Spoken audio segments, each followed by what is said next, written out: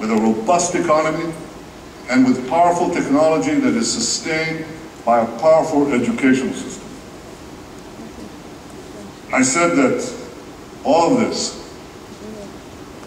will give us a grip on the future. But there's another element that we want to have, and this element is peace. I believe peace is possible. I know some people think I don't believe that. They're absolutely wrong. Peace is possible, it's within our reach. But in order for there to be peace, we have to address the core issue that has eluded peace. Now, there are many issues that we have to deal with: territories, settlements, security, refugees. These are all critical, there's no question about that. And they'll have to be resolved, dealt with and resolved. And there are other issues. They're important issues, but they're not the core issue of the conflict. Because we have to ask ourselves, why has peace eluded us? Because we've not had peace with our Palestinian neighbors for the last 90 years. I begin the marking of this conflict from that day in 1920 when there was a violent attack on the Jewish immigration office in Jaffa. And this conflict continued. It continued in the 1920s, in the 1930s, in the 1940s, the refusal to accept a partition to a Jewish state and an Arab state. In the 50s with the Fidai, leading right up to 67, when there was an attempt to choke Israel by three of its neighbors. And the question you have to ask, from 1920 to 1967, what was this conflict about? It raged for nearly half a century, for 47 years. What was that about? It wasn't about settlements. It wasn't about Israeli soldiers in Judea and Samaria or Gaza. We weren't there. We didn't have a single soldier. It wasn't about Jerusalem. Jerusalem was divided. It wasn't about the inability to build a Palestinian state. They had all the ability to build one state or two states. It wasn't about refugees, at least until 1948, because there wasn't a single Arab refugee. That was a result of the Arab attack, not its cause. So what has this conflict been about? It's been about one thing. From 1920 till the present, it's been about one thing. The persistent refusal to accept the nation state of the Jewish people in any boundary.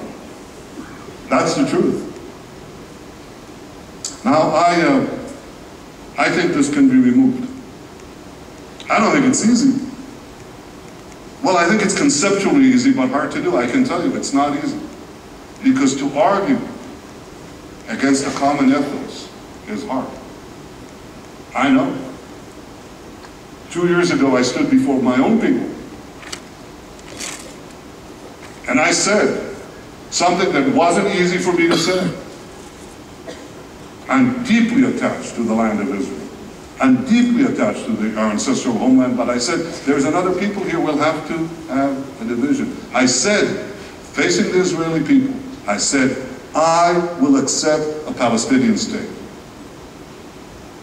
Now I say that President Abbas of the Palestinian Authority must do what I did 2 years ago.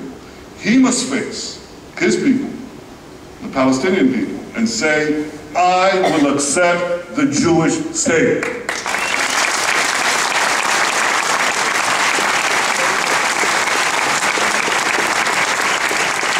I think this is critical. I think this is critical for the achievement of peace. And I want to tell you why. Because it's not what you call Israel. It's what Israel is.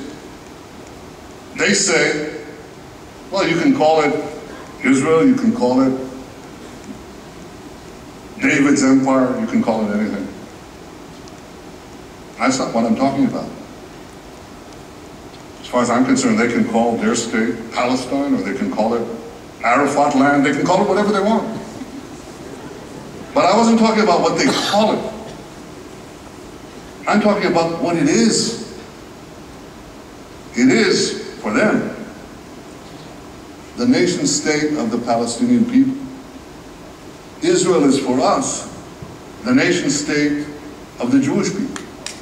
This means that Palestine is the one and only state of the Jewish people. But this means that Palestinians, if they choose, go there, and Jews, if they choose, I hope many of you choose that, go here. That's what it means. Can come here. That's one thing it means.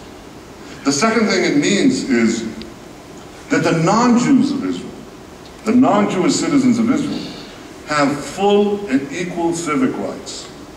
And they do. In fact, as I said in my speech before the American Congress recently, they're the only Arabs in this vast domain between North Africa and the Middle East, 300 million Arabs, who have such civic equality before the law.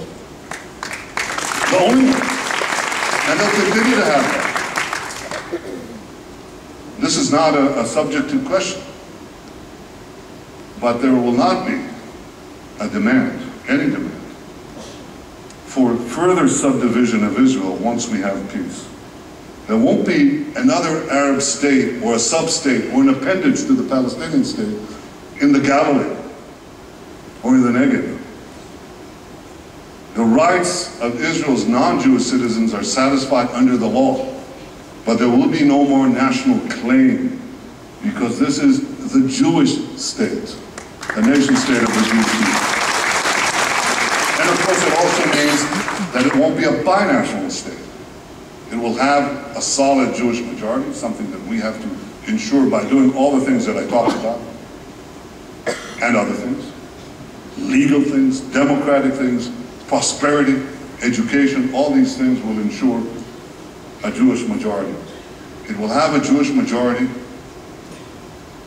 and will continue to have a fully enfranchised Arab minority, but it is the Jewish state with our flag, the blue and white flag, our national anthem, Hatikva, our holidays, our history, all the elements of our national identity.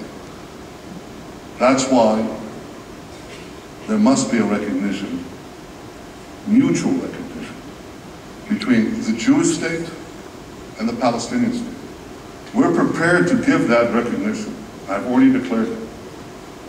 And I hope that the Palestinian leaders muster the courage to address this fundamental obstacle to peace, to have the guts to face their own people and say, it's over. We're building a state not to continue the conflict and dissolve Israel. We're building a state to end the conflict once and for all and to give a real future for our children and our grandchildren. Because the vision that I described about Israel can be shared with our neighbors. We can be a tremendous engine for their development alongside with the efforts that they make on their own. And they've shown a capacity to make those efforts. And this could change the future. But it begins with 6 simple words. I will accept the Jewish state. This is what will change history. And I say to Abu Mazen, our neighbor, my neighbor, I say to him, it's easier than a Nike commercial. There they say, just do it. I say, just say it. Accept the Jewish state and let's make peace once and for all.